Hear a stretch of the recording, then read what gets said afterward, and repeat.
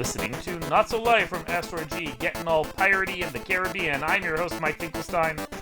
Your buddy Mike the Ghoul here, looking for some buried treasure. We're going to talk The Bluff, the new Amazon Prime movie that came out a couple weeks ago. So, I didn't know what I was getting into when I watched this movie, because you just said, hey, go watch The Bluff, it's got pirates in it. I'm like, okay. Karl Urban, pirates, sure, why not? That's all I needed to know. It was not what I was expecting, because what I was expecting was a pirate movie with Karl Urban, where he's the bad guy, and what I got was a John Wick. Pretty much, right? It is. It's basically a John Wick. It's a Jane Wick this time, actually, but it's pretty similar, It's a Jane Wick, that's fair. Jane Wick. But before we get to that, I want to thank our sponsors for the week, Oscorp.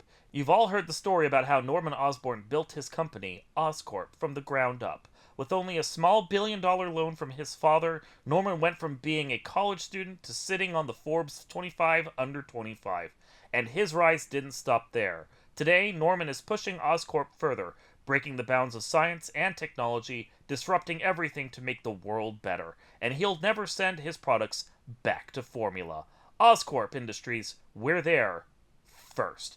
Thank you to Oscorp for sponsoring this episode. So the movie is kind of like, it's not quite a Predator, but it almost has that same energy to it. And honestly, if you cut off the very start little snippet of John Wick, it has the same energy. It's a character who you don't think is going to be someone, then suddenly reveals themselves to be the baddest motherfucker in the room. And that's pretty much what happens. Like, we get an intro in this movie where a pirate captain, or a captain of a naval vessel of some kind, I think privateer might be what they're hinting at, but they never really define it. A captain has his ship taken over by pirates. And it's a much bigger ship, and it's a much bigger crew of pirates. And they come in, and they capture him, and they get a piece of gold off of him with a very specific mark on it. That leads them to suddenly know that the treasure that they're looking for, which we'll build to eventually, is somewhere else, and he has to divulge where that somewhere else is. Then we cut to the island where we assume this treasure is, and we see his wife, who has a kid with some sort of disability. I wasn't sure exactly what it was. I think probably like they're probably hitting on polio, I think here, but the time period and everything, when the legs, I'm thinking it feels historically that that might be where they were going with it. And there's a teenager in the house as well, who we initially think is supposed to be her daughter, but we eventually learn is her, like, sister-in-law. But we assume that all three of these people are civilians. There's, like... Yes, we do. Yeah, yes, we do. There's this, like, little detection device that's set up with, like, a rope to the gate that jingles some bottles, and we get the impression that the sister-in-law set it up so that she can know when people are coming in and out of the house. The mother gives a dagger to her kid, but she says it's from the dad for his birthday. That kind of thing. So that when the pirates show up and start to beat the crap out of her to get information out of her, we don't suspect that she's going to be able to handle herself, because for the first little while, she doesn't really. And then, this switch flips, and suddenly she just goes all taken on their asses. Whew, man, like, hell hath no fury like a woman scorn protecting her family, and boy, does Priyanka Chopra just kill it here, and just absolutely decimate people that are 2 to 3 times her size. Like, they are nothing. She is fun throughout the entire movie. She knows what she's doing, but it's filmed in such a way that even though she is smaller than everyone else, she acts bigger than all of them. It's an impressive feat of a performance for her, especially because she looks like she did most of the stunts herself. I'm sure there were stunt doubles here and there. Yeah. But for the most part, she'd actually listened to a news broadcast in my car one day just driving, and the director and her, Priyanka, was on, and they were talking about the movie. I'm like, what is this movie with, like, a pirate girl? Like, I want to check this out. And that's what led me to wanting to watch it and bring it up to you. So, like, I knew that, like, she had done a lot of her own stunts and the effort and stuff that she put into this role. So I was excited to see how that would translate to what I would see, and I was very impressed. Yeah, no, it was great. Yeah, because she gets herself into the role she's in, and it's an interesting transition, because she does go from housewife to suddenly, like, stone cold killer who you believe could have the name of Bloody Mary. That was the name that the pirates all gave her after they freed her from her servitude under, I think, the British Empire or something else. Something like that. She was like a slave. Her kind of initiation when she said she had to become someone else. She killed, I think, the person that was holding her captive. I think at the time. So like her whole arc begins at this point. It's a change in the personality, and you get the vibe that the performance was doing that so that she was fighting against being who she was and trying to be someone different, and then she just has to give in and be who she is. And Mm-hmm. damn.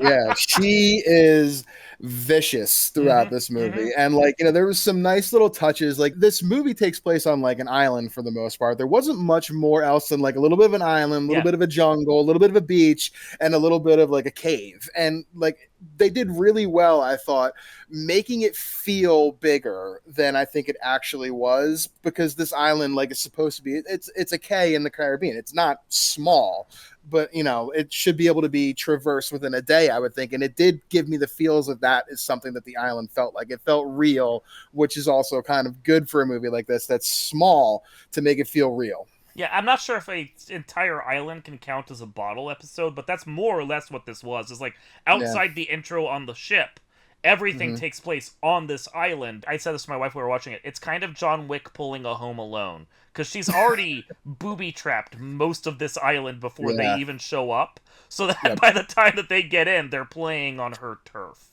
Exactly. Yeah. She is very prepared when they get Yeah. there for the worst case scenario. And we find out that like this is the absolute worst case scenario of anybody that could show up, because of the history between Carl Urban's character and Bloody Connor. Mary's character. I think her name is Ursel, is what they call her most of the movie. And Mm-hmm. then she really dominated Mm-hmm. the scenes that she was in, and showed this real just affinity for killing. Like when she opens up the trunk, unlocking it, I'm like, ooh, what's going to be in here? Her gear. And she has this like breastplate that's just like, it was made exactly for her. And I'm like, wow, like this is a bitch that knows what's going on.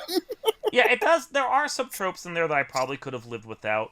Like, I'm Mhm. fine with her having her old gear in there. Like, that was fine.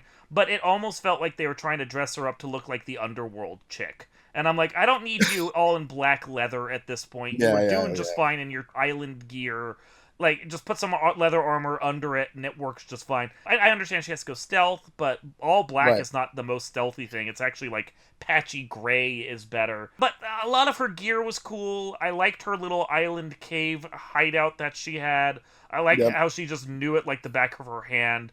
This was Yeah. a woman who prepared for anything, and even though the movie doesn't show it, you get the vibe that she was going out there daily and just doing her rounds, making sure everything was exactly the way she wanted it, in case she Yep. ever had to deal with this kind of thing. And then Yeah, she was prepared. she was. Yeah, her husband was not. No, and leave it to the guy to make the decision that like puts his crazy ass wife in a pickle to rescue him. Like it was definitely an interesting change on that. Yeah. I did kind of buy why he did it though. I was like, Oh, yeah. what could possibly make this idiot do this? If he knew how dangerous that gold was. And I kind of understood when they said, I'm like, all right, if there's one thing that you're gonna bring up, I would believe that. I could believe actually in the little bit of time I got with both of you that despite her being an absolute killer and you being an absolute dunce, you're both probably pretty good parents. I think what he should have done instead of having the gold on of his person is he should have had a false floor that was nailed down somewhere in the ship that he just tucked the bag into, because that way if he was captured, then no one would ever find it.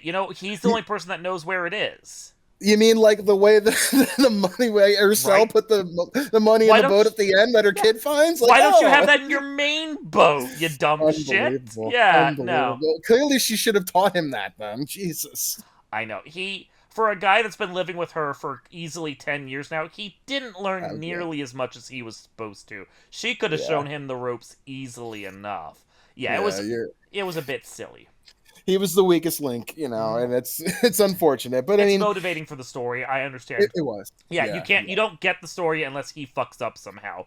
At least without rewriting the entire intro of the movie. But this worked because it gave a motivating factor for why she'd even deal with the pirates instead of just outright killing them immediately, like which she could have done. The pirate group was actually kind of cool too. I really dug the quartermaster. I thought he was Timur one of Morrison? my Yep. I thought he was one of my favorite characters Boba Fett. in the movie.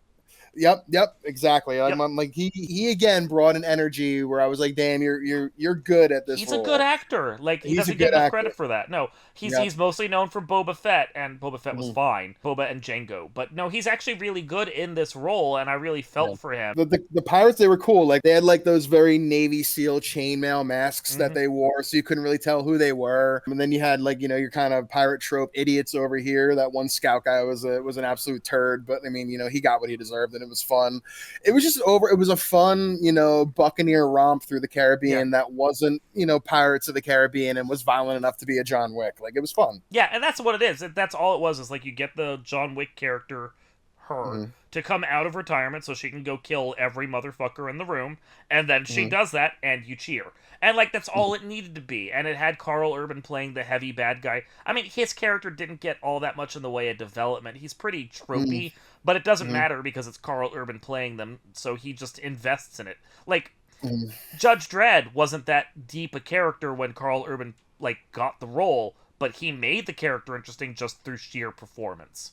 Right, yeah. And like he is an actor that, there's a short list of maybe like half a dozen that we could go over one day. I'm sure we can, it'd be a fun list to go over. He's on my short list of like a Michael Fassbender. Like, I will watch you in almost anything. And he quickly he's come a long way from being, what was his Sturge from Thor Ragnarok, Oh, and like barely remember he was there to begin with. Yep. Yeah, and I think he was a bad guy-esque in one of the Riddicks back in the day. He was he was one of the necromongers. The necromongers, yes. So he's come, to be quite an action star and a guy that I'll watch in many things. And like to take, I don't want to say you take a risk as like a professional actor like that, but like to just do a movie like for Prime, like fuck it, like shout out to him too for being cool enough to do that. I had to wonder if this movie was originally intended for Prime or not, because it clearly wasn't a big budget movie. It's a bottle episode, but it is also the kind of thing where you're like, this could easily have been released in theaters. Like, it costs $30 million to make, you put it out, and then if it makes 50, you've already made your money back. Like, I have to wonder if they expected this to go direct to Prime, or if like that was just what Amazon decided to do halfway into the production, and at that point it's just like, fuck it, whatever. I mean, we've seen some moderate success with some of these streaming services doing that with movies. I think of Prey comes to mind. Right. Like, that could have gotten a theoretical release and done very, very well. Like, I'm not sure this would have done as well as Prey. I don't think it was as strong of a movie as Prey, but we're waxing semantics at this point. But this could have been in theater, and I think I would have still paid to go see it. It was really a pretty fun movie. Like this. Yeah. It was unexpectedly John Wick, and that is the best way to describe it. You see, this 100% is Jane Wick, and I love it. Yeah, and it's one of the better Jane Wick movies that I've seen, because I've seen, I said in my review on the website, like, I've seen a few others of these, like Gunpowder Milkshake and Kate and all those, and most of those lack that spice that really gets it. I think they are trying too hard to both make a character that's interesting, but also leave them underdeveloped like John Wick at the same time. It doesn't quite work. This one actually puts the character development in enough that when she makes the turn to being a John Wick, it's like a reveal of the character, and it's surprising and interesting. I really liked it. I thought she was great. Yeah, it was a fun movie, and like she would fight for her family, and and she will murder and kill, and she does quite a lot of it, and it's a fun watch. So highly recommend if y'all got like a couple hours to kill and just want to watch a fun little swashbuckling movie of death and fun. This is a good one. Yeah, if you've got Prime, I recommend it. Yeah, highly. Yeah, I don't think I'd get Prime just to see this. No, but if I had it, I would watch it. And I hope at some point it gets a home video release so other people can see it. I think so, and it should. And it very simply, being on Prime, if y'all are Prime members at all for Amazon, you can get this for free. So I mean, no cost to yourself as it is. Yeah. This has been Not So Live from Asteroid G, stealing gold and delivering it one day later via Amazon Prime. I'm your host, Mike Finkelstein. Your buddy Mike the Ghoul, cutting hamstrings and punching people with conch shells. We're gonna see y'all next time. Man, she murdered that guy with that shell. Vicious. So vicious. She was amazing. She was great. We will see you all next time.